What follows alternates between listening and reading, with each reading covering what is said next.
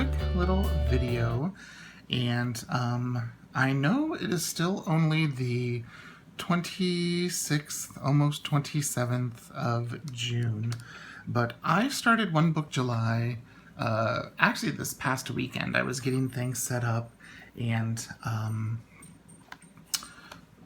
so I've always used a Passport traveler's notebook as my personal calendar. And I spent a lot of time the past few months using my standard size traveler's notebook. And one of the main reasons is because of an insert that I created back in April for May.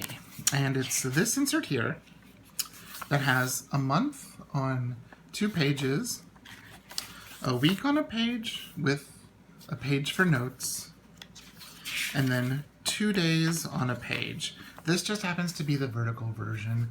There is a horizontal version where you have 1 day and a second day. But the main reason that I wanted this was I wanted to have my weeks, I wanted to have my days, and my month, and some pages in the back for certain types of tracking. And I used it for all of May, and I've almost completely used it for all of June. This has been the most important thing for me. And I was making one for my husband and making one for a customer for July. And so I made one for me for July. And I like the simplicity of it. I like the clean line of it. And so it made me thinking about what I had done for my setup for the month of July. Now, one thing that I did was I printed this insert here by Plannerpedia.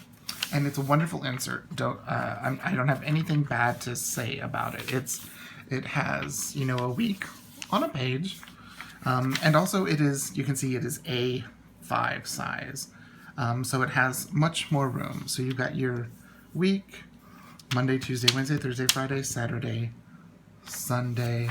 You've got grid, and then you have a tracker here, kind of in the style of a DIY fish.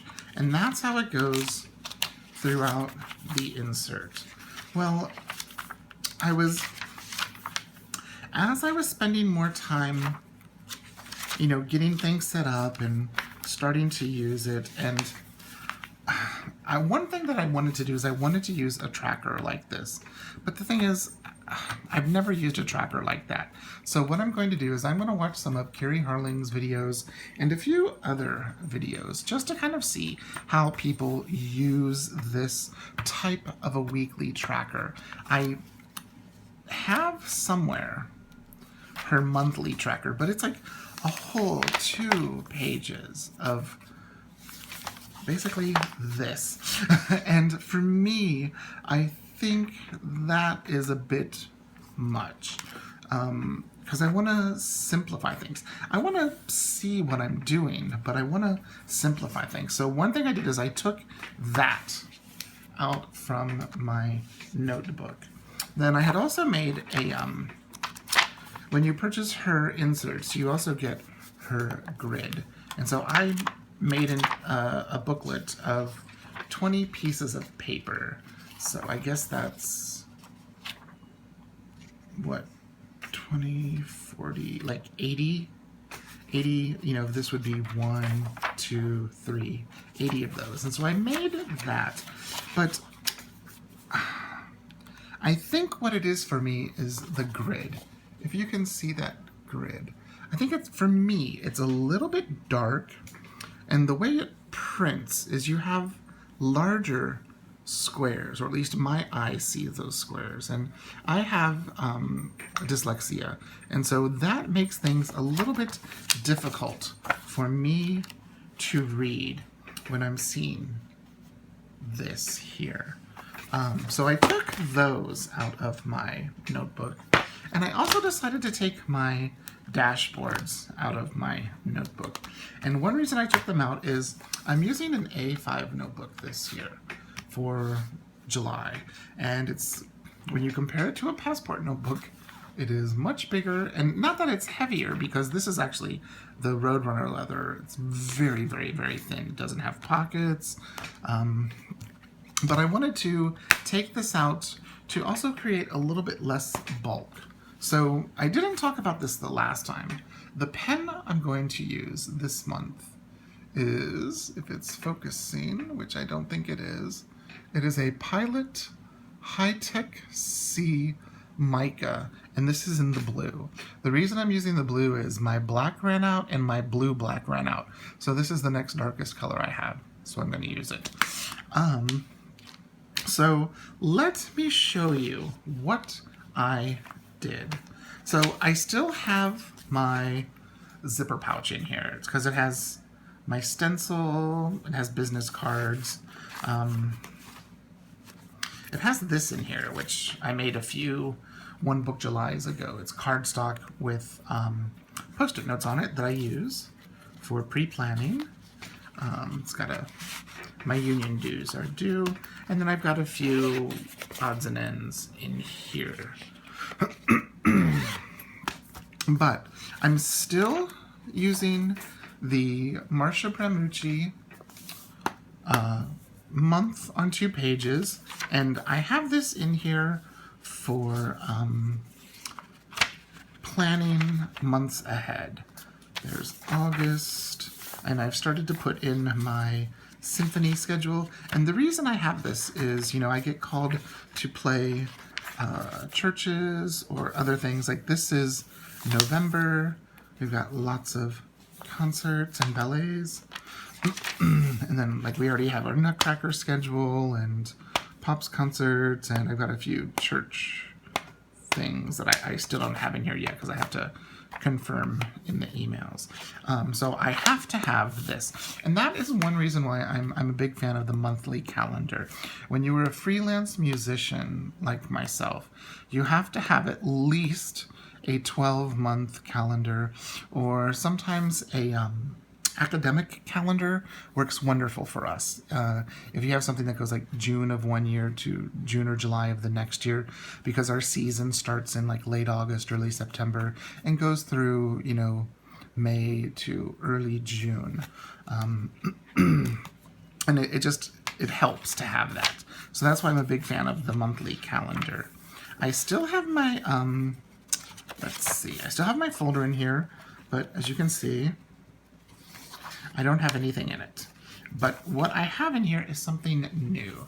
And since I was making, you know, a July insert for my husband and a July insert for a customer, and I was even printing some blank of the monthly special for some customers, I decided to do this. I took my design that I had for the standard Midori, and I wanted to see what it would look like in an A5. So this is July of 2017. I have a little post-it note with some goals that I have and like summer bucket list. So far my bucket list is to read a book. But it's a wonderful book, so I'm looking forward to that. So this is a month on 2 pages, a week on 1 page, 2 days on 1 page, and this is the horizontal in the A5. So here you can see the month. There's so much space on this month, and I love it. Now, since this is A5 size, I printed it on A4 paper, and the only A4 paper I have Tomoe River, but I'm not a big fan of printing on that because it can be a little fussy. This is the Kokuyo paper, which is, I want to say 64 GSM, and it is treated kind of like the Tomoe River, but since it's a little bit thicker than the 52, it handles better in an inkjet printer or in a laser printer, if you've got a laser printer. So here is the month on 2 pages. Then you'll see right here, we have a week on 1 page, which starts with today, Monday, June 26th through Sunday the 2nd, and a large page for notes. Then you'll see we have Monday, Tuesday, Wednesday, Thursday, and there's so much space. Now you can kind of see the lines, which is wonderful. So that way, for those people that have trouble with drawing straight on a blank square, but that way there isn't grid or dots or anything like that. And I think I like the cleaner space. I really do. Then you have the rest of the week and a page for notes, or a little half box for notes. Then you have the 3rd through the 9th, a page for notes, and then each day, Friday, Saturday, Sunday, notes. And you have the next week, the 10th through the 16th, notes. And then you've got Monday, Tuesday, Wednesday, Thursday, Friday, Saturday, Sunday, notes. And it continues throughout the month like that. Now, since this is One Book July, the original incarnation of One Book July back in 2014 was like a pen. Some people did eventually end up using, like, I think if you watch Romany's video, she used like a highlighter, and Carrie Harling used one of those wonderful, I think I've got one, a Coletto pen, like a Coletto pen with 4 or 5. I guess I could do that. A Coletto pen with 4 or 5 refills. I think one reason I'm going to use this is it has much more ink. But one of the reasons for using this large size is due to the larger piece of paper. What I was doing is I was using zebra mild liners to highlight a row, and that